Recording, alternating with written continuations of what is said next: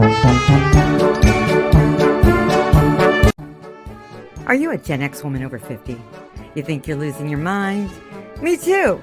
But the good news is, we're not losing our minds. We're just losing our nouns. Let's learn some words together so we don't have to use the word. I don't know. But have you found yourself getting sucked into this whole Selena Gomez, Hailey Bieber drama? OMG. It's insane. The side-by-side videos where Hailey Bieber is basically imitating Selena Gomez. I mean, what do you think?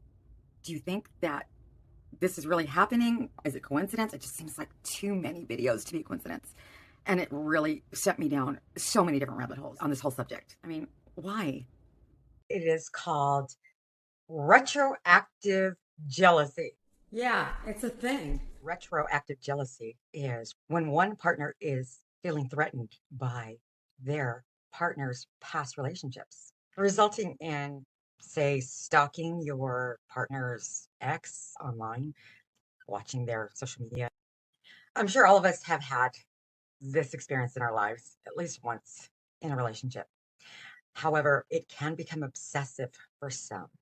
I know me personally, yes, I've been guilty of it. That was far before social media came along. And mind you, I was married to a narcissist who liked to, play chess with his wives and ex-wives and, play them against each other.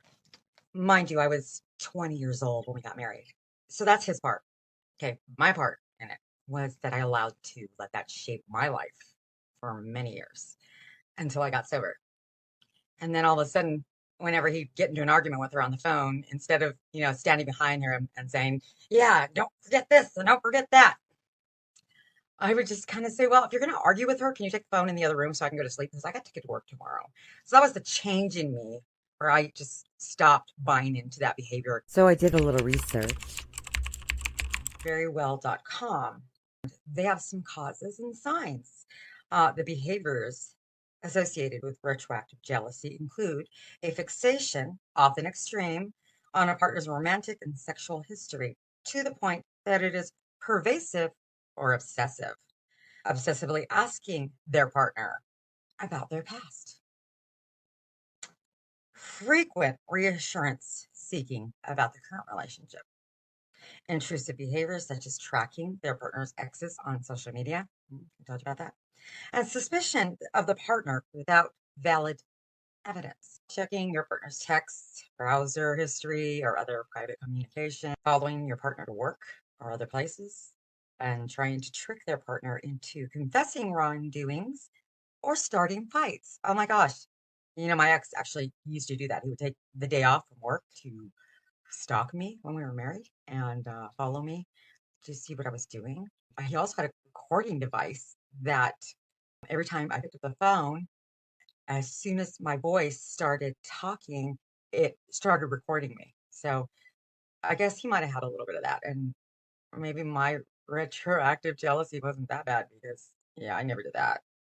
So if your partner struggles with retroactive jealousy, That's your partner's issue, not yours. Couples therapy is probably a good idea. There are some ways to deal with it, and it's probably nothing new compared to any other issue that we have. Again, this is from verywell.com. So, self-reflection, exercises, journaling, meditation. If you need to get off the social media for a while, is in your best interest to do it. Just do it. The world won't fall apart. You won't miss anything. Trust me. You go back on social media, everybody's talking about the same old thing, using the same tone, weeks, months later. So let it go. Talking to others or joining a support group.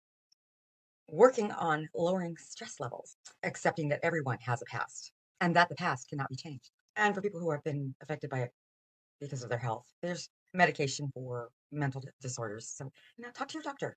There's cognitive behavioral therapy, exposure and response prevention. It's a form of CBT. And that's where you're exposed to your fear in increments that increase in intensity.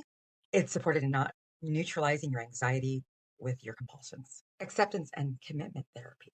I hope you found this very helpful. And if you did, please remember to like, follow, and subscribe.